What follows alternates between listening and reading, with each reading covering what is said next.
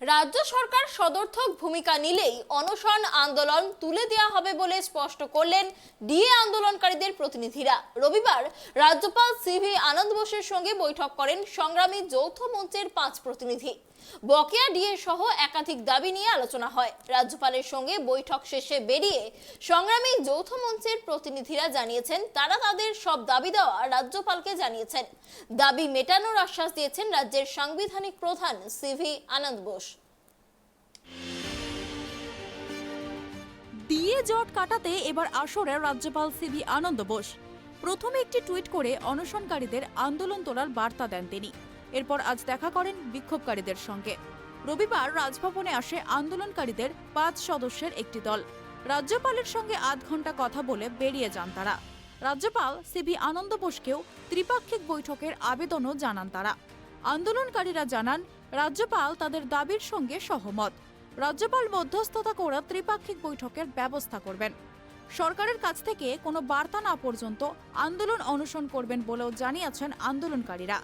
এদিন অ্যাম্বুলেন্স নিয়ে রাজভবনে ঢোকেন আন্দোলনকারীদের 5 সদস্যের একটি দল। মনে করা হচ্ছে অনশনে অসুস্থ হয়ে পড়া আন্দোলনকারীর অবস্থা রাজ্যপালকে চাক্ষুষ করাতেই এই পদ্ধতি নেন তারা।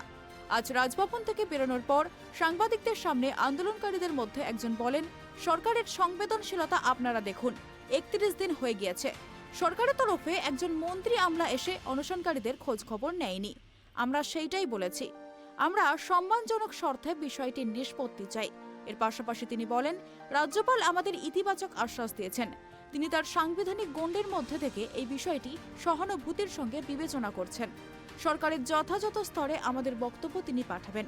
আন্দোলনকারীদের দাবি, রাজ্যপাল তাদের জানিয়েছেন যদি সরকার রাজি থাকে তিনি মধ্যস্থতা করবেন। প্রথমে মাননীয় রাজ্যপালকে ধন্যবাদ এবং কৃতজ্ঞতা জানিয়েছি। বিষয়টাতে সহানুভূতির সাথে তিনি তার অবস্থান গ্রহণ করেছেন, তার জন্যে আমাদের তরফ থেকে আপনারা জানেন যে 31 দিন ধরে আজকে লাগাতার অনশন চলছে এবং আমাদের সাথীরা অনেকেই অসুস্থ হচ্ছেন। রাজ্যপাল অনুরোধ করেছিলেন যে এই অনশনটা তুলে নিতে। আমরা বলেছি আমরা অবশ্যই তুলে নেব, কিন্তু সরকারের তরফ থেকে আমরা এখনো পর্যন্ত কোনো সাড়া শব্দ পাইনি। সরকারের সংবেদনশীলতার কোনো প্রমাণ আমরা পাইনি। আমরা চাই রাজ্যপাল নিজে মধ্যস্থতা করে মাননীয় মুখ্যমন্ত্রীর সাথে আমাদের আলোচনার বন্দোবস্ত করুন। আমরা জানতে চাই সরকারের কি অসুবিধে এবং আমরা আমাদের দাবিগুলো জানাতে চাই।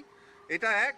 দ্বিতীয়ত, আপনারা জানেন যে ধর্মঘটের পরদিন থেকে বিভিন্ন জায়গায় নানান ধরনের হুলিগানরা আমাদের যারা ধর্মঘট করেছিলেন সে সমস্ত শিক্ষক শিক্ষিকা এবং কর্মচারীদের উপরে আক্রমণ করছেন। আমরা অবিলম্বে এটা বন্ধ করার জন্য রাজ্যপালের ব্যক্তিগত হস্তক্ষেপ দাবি করেছি। পাশাপাশি আমাদের দাবি যে যারা আন্দোলনে অংশগ্রহণ করেছেন, ধর্মঘট করেছেন, তাদের বিরুদ্ধে কোনো রকম প্রশাসনিক ব্যবস্থা গ্রহণ করা যাবে না। রাজ্যপাল আমাদের ইতিবাচক আশ্বাস দিয়েছেন, তিনি তার সাংবিধানিক ক্ষমতার মধ্যে গণ্ডির মধ্যে থেকে এই বিষয়টা সহানুভূতির সাথে বিবেচনা করছেন এবং সরকারের যথাযথ স্তরে তিনি তার বক্তব্য, আমাদের বক্তব্য, তার রেকমেন্ডেশন সহ তিনি পাঠাবেন, এই বিষয়টা সমাধানের উদ্যোগ নেবেন। এইটুকুই কথা হয়েছে আজকে রাজ্যপালের সাথে। রাজ্যপালের আশ্বাসের পর আপনারা কি অনশন থেকে সরে আসছেন? ওরাও চাইছেন, সরকারও যদি চায় তাহলে তিনি মধ্যস্থতাকারীর ভূমিকা নেবেন। আর অনশন নিয়ে আমরা একটাই কথা বলেছি যে আমরা অনশন প্রত্যাহার করব যদি সরকার ইতিবাচক ভূমিকা নেয়। এখন এই মুহূর্তে আপনারা অনশন তুলে দিচ্ছেন? না, এই মুহূর্তে তো অনশন তোলা হচ্ছে না। এবং শহীদ মিনারে তাহলে অবস্থান চলবে। অর্থাৎ সরকারের থেকে কোনো বার্তা না আসা পর্যন্ত আপনারা অনশন তুলছেন? পরিস্থিতির তো কোনো পরিবর্তন হয়নি। সরকারের সংবেদনশীলতা আপনারা দেখুন, 31 দিন হয়ে গেছে। সরকারের তরফে একজন মন্ত্রী, একজন আমলা পর্যন্ত এসে খোঁজ খবর নেননি। তা আমরা সেটাই বলেছি যে আমরা সম্মানজনক শর্তে বিষয়টা নিষ্পত্তি চাই এবং সরকারকে আমাদের সাথে বসতে হবে। রাজ্যপালের সঙ্গে যখন আজকে কথা বললেন, তিনি কি কোনো আশ্বাস দিলেন যে কি করবেন না করবেন? তিনি তার সাংবিধানিক ক্ষমতার ভেতরে, সাংবিধানিক গণ্ডির ভেতরে থেকে যতটা সম্ভব করা যায় ততদূর করবেন বলে আশ্বাস দিয়েছেন। রাজ্যপালের ভূমিকায় কি আপনারা সন্তুষ্ট? হ্যাঁ, রাজ্যপালের ভূমিকা আমরা যথেষ্ট সন্তুষ্ট এবং আমরা আমাদের কৃতজ্ঞতা জানাচ্ছি তাকে এই ভূমিকা নেওয়ার জন্য। রাজ্যপাল পুরোপুরি সহমত পোষণ করেছেন। রাজ্যপাল নিজেও একসময় সরকারি কর্মী ছিলেন, সেই জায়গা থেকে তিনি বোঝেন এই দাবির যথার্থতা এবং তিনি নিজেও স্বীকার করেছেন যে এই দাবি সম্পূর্ণভাবেই যথার্থ দাবি। আপনারা যেমনটা বলছেন যে রাজ্যপালের মধ্যস্থতায় আপনারা মুখ্যমন্ত্রীর সঙ্গে আলোচনা করতে চান, তো সেই বিষয়টি কি উনি মুখ্যমন্ত্রীকে জানাবেন, এরকম কোনো আস্থা বলেছেন?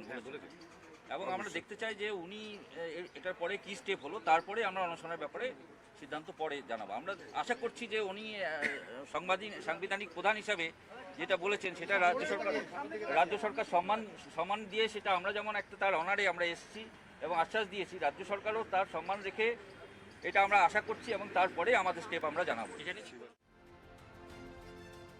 এই বিষয়ে তৃণমূল সাংসদ শান্তনু সেন বলেন, সংগ্রামী যৌথ মঞ্চের নাম নিয়ে কোনো একটি বিশেষ রাজনৈতিক দলের দ্বারা প্রভাবিত হয়ে এই আন্দোলন করছেন। তাদের মনে করিয়ে দেওয়া প্রয়োজন, একমাত্র বাংলাতেই সরকারি কর্মীরা অবসরের পর বেতন পান। হেলথ স্কিমে লক্ষ লক্ষ টাকা ট্রিটমেন্ট করতে পারেন না।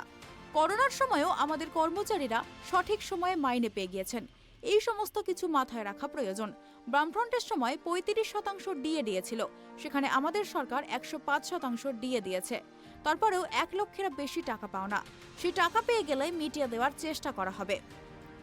প্রসঙ্গত, ডিএ নিয়ে রাজ্য জুড়ে আন্দোলনে নেমেছেন সরকারি কর্মচারীদের একাংশ।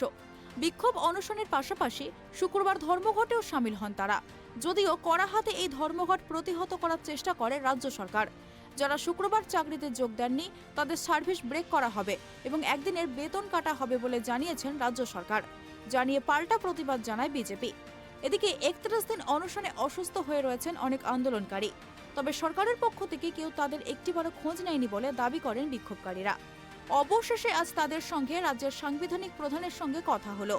বৈঠক শেষে ডিএ আন্দোলনকারীরা বলেছেন তাদের সঙ্গে বঞ্চনা হচ্ছে। এরই প্রতিবাদ করে তারা চাইছেন সরকার দ্রুত বিষয়টি ত্রিপাক্ষিক বৈঠক করে যেন সংবেদনশীল বার্তা পাঠায়, তাদের সঙ্গে যেন সহমর্মিতা পোষণ করেন, তাহলে তারা অনশন তুলে নেবেন। আকাশ খানের রিপোর্ট, ট্রাইব টিভি।